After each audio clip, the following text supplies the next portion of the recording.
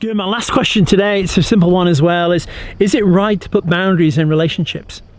Really simple answer, yes. Listen, God does that. We all do that. Every relationship has boundaries. Every relationship has things you can do and things that you can't do. And yes, I think it's every relationship has boundaries. I think the issue is not that. If I rephrase the question, I think the question is, what do we do with somebody who doesn't see the boundaries or recognize the boundaries? And let me give you some quick pointers on how to help with that. So again, boundaries are good. Can I just say that we sometimes think of boundaries as limitations? You know, God gave Israel its boundaries. When you know, I've been visiting houses this week here in France. And one of the things you do when you go with a realtor to look at a property, he'll show you the fence, he'll show you the perimeters, the boundaries. And you can look at that and think, oh, it's limiting. I can't build that way, I can't walk that way. Or you can actually look and say, this is a defined piece of real estate. I'm on my real estate. I can build. I can do whatever I want here. I'm that. And when God defines parameters and boundaries, they're really big, they're glorious, they're not limiting. We shouldn't feel claustrophobic about the boundaries God gives us, rather the permission giving. So I think in every relationship, you know, there are things I will have boundaries with my kids. There are ways I'll allow them to speak to my wife and I. There are ways I will not allow them to speak to my wife and I. There are things I'll allow them to come into my office and take without asking for permission. You know, if one of my kids came in when I was at work, I have a couple of offices, one in my church, one at home. If I'm at my church and in my office there, one of my kids came into my office at home and borrowed a pen, I'm not going to shout at them. If they came in and, you know, took a whole bunch of money without asking, I would really know, you know, if my 8-year-old came in and, you know, took my card and withdrew $5,000, he just crossed the boundary. Okay, that's not something they can do. So boundaries are good.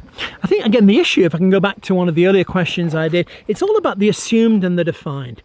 There are times when we're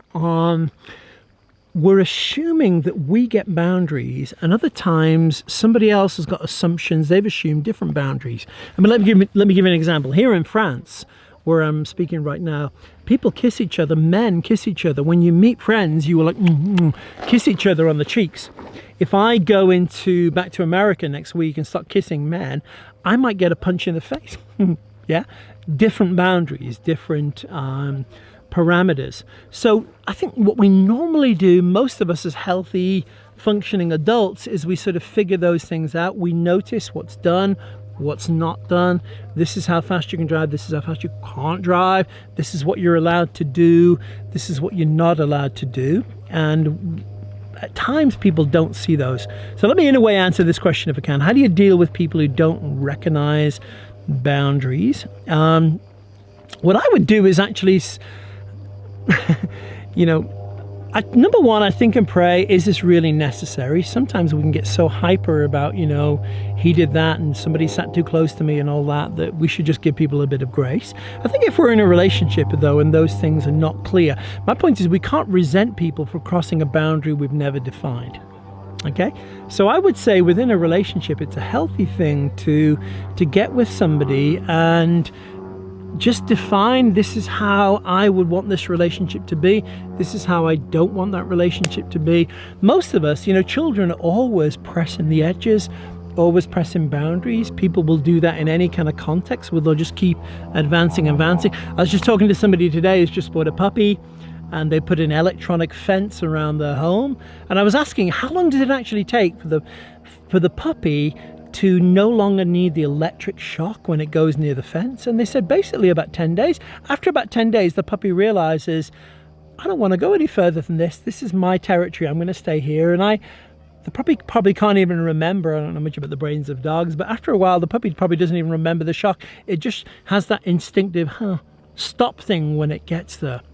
And I think we at times need to help people. We can't resent it if we haven't said this is a boundary, this is not a boundary. I think at times in relationships, I know, you know, I'm British. When I got married to an awesome lady, I think some of it's French culture or maybe my in-laws or whatever, I had to sort of define, hey, this is the relationship, the input we want in you. You know, my in-laws were pastors, so in a way there was a big melange and a mix of pastors, a relationship a pastor will have with people in the church, a relationship parents will have with younger children, and then a relationship parents will have with older married children. I remember once one of my my wife's sisters, I'll just keep it that vague, saying to me, you know, Graham, children need to obey your parents. And I said, well, younger children do, but children actually don't need to obey the parents when they're 35 and they're married and they themselves are parents. They always need to honor their parents and hold them in esteem and give them value and listen to what they say. They don't actually need to obey them in that way. So, you know, when we, for instance, when we get married, the Bible says, for this cause a man will leave his father and mother and cleave to his wife. So one relationship takes precedence over another. So I'm not sure I'm giving a helpful answer here. So I would say, in your own mind, be clear where those boundaries are and be sure that you're respecting them as much as you want the other person to. If somebody really isn't, I would lovingly enforce them as well. You know, it's an old adage, and I found it's really true one. When you don't respect your time, other people won't. I used to resent the fact that people would text me, you know, just from morning till night. On my day off, I would wake up. I'd literally joke about it. I wake up at 5 or 6 a.m., reach over, and all these texts would come in. They'd usually, Graham, I know it's your day off, but this is a really important one. And they were all really important ones, except they weren't that important. And most of them could have waited a day or two. And my point is, while I was willing to answer every phone call, every text, every email, allow anybody to gain access to me whenever they wanted to, I was annoyed, but it wasn't fair. And I had to put up some barriers and say, hey, I'm going to have an official number. Anybody can text that and we'll deal with it, you know, 4 or 5 days a week. But this is a private number. I'm only going to do friendship, no ministry, only going to keep friendships that way. And so actually having those things, you know, about a couple of years ago, I basically separated all of my personal cell, my personal email, all of those things. And I have a autoresponder on my public things that basically, if you email me, you'll get an instant message back saying Graham deals with emails 4 days a week from 9 a.m. till 12 noon. That's it. And if it's an emergency, here's a way of getting, but it really has to be an emergency. So I would say lovingly set up those boundaries. If somebody's not recognize them, reinforce them, lovingly enforce them. And I think usually people will respect that. So you need to respect yourself before others will respect you. So boundaries are a good thing. God's for them, not against them. I would say absolutely have them in your life and your walk. Boom. But that's a long session today, guys. So 5 questions all about relationships. Hey, I'll be back next week with another AMA. I think I'm going to be doing that on the Spirit-Filled Life. So if you have any questions, feel free to email me or submit those. Hey, if you haven't subscribed, hit the subscribe button there. Give this video a thumbs up. Give the bell a long press. All of those good things we say here on YouTube. Thanks for watching. I think I'm going to go back and have another swim in this beautiful lake. Great. Thanks for watching, guys. Bye for now.